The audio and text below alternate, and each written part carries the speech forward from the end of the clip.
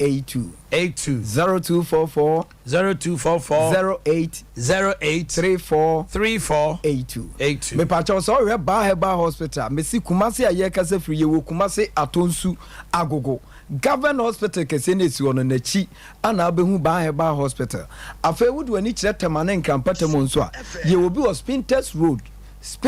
Road 18 Junction eho ana abehu ba heba hospital anopa ya yatena si dear Dr. Ba heba hospital busa ne say udompe ene okase ne eho te say abrani nyina ya na doctor pese hunu say ye dia bibidro ye dia haban esa yare ye di tu yare domo a ewon kase mu titiri obi ho a ebia na ne nan no enye yare but na ye nkwanhia ana am wanya haw ewo ni dompe mu eno nso ode ba beduru ba heba hospital ye behwe ama ho ato obi ne nam kase na abuo ne nsem kase abu dia dure ebia ode akochinchini ba bia obre intimi ntoa yaw ne amane ne wote mesrew ma me papa ena no pa ya wutie mi se wo nam kase ana wo nsem dompe na abu a bra Dr. Ba eye ba heba hospital ubeduru ho a ye dia haban ene beto kase na emu abuo no so nansa echi ubehu se kase na nanka abu ekonko ho no na afi aka atua na atua ama ho so ho abeto efisa wodi kwochinchini ba bia wuti anya 6 months 7 months na so na da sensen soro nanso wodi be pie echamfo ba wa eye ba heba hospital nansa echi ubehu se haban na kotua kase no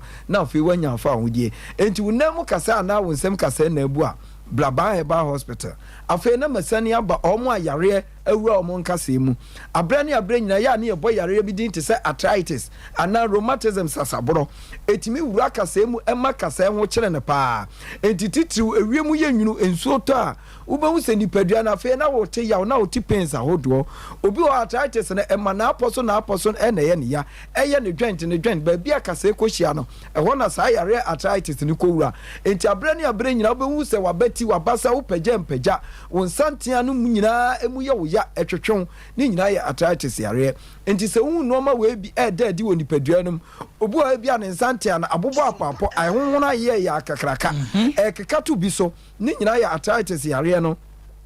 ana be bia wonsan ama wonsan yesa enti obi wa ne nsan ebi ka to bi so ohun sa ebia yes I style bi otini se ya na emu ye ne ya obi dia yes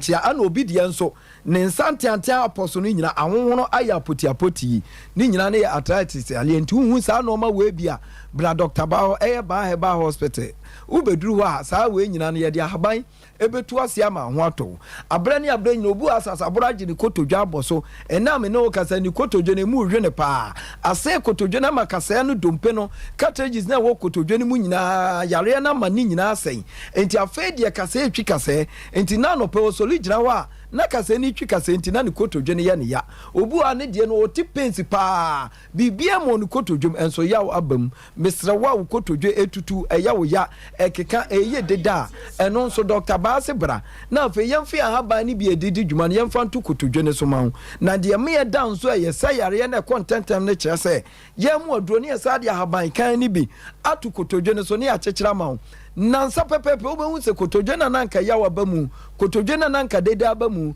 kotodwa na nanka ahonhono kotodwa na nanka wuntimi fa nante no obehu se nansa pe Dr. Adea Akye ne to so na ewuro mu akopam yare bia nanka wo kotodwa nim obehu se afi kotodwa nim aju se fom na afi kotodwa na nanka wo poma tententen wu dia wo ya hono na afi kotodwa na etu atwa na afi wanya fa ahodie enti se o ha wo kotodwa mu a eda no pe dia me ka che won se nim dia nyankopon dia dum na nakofi ba onfansa yale titru eya haban onfantu yale ase enti se wunya gidie na wunya pepa na wuya asutie na obepie Dr. Ba wa yale bia wo sisim bia no ye dia haban betu ama na afi onso ho ato abre nyina ya na wo je number no said ye be ya obetimi de wo ha ho no abedan yen am ya hwe ama ho ato number no eye 0244 988 004 and ye was 0244 08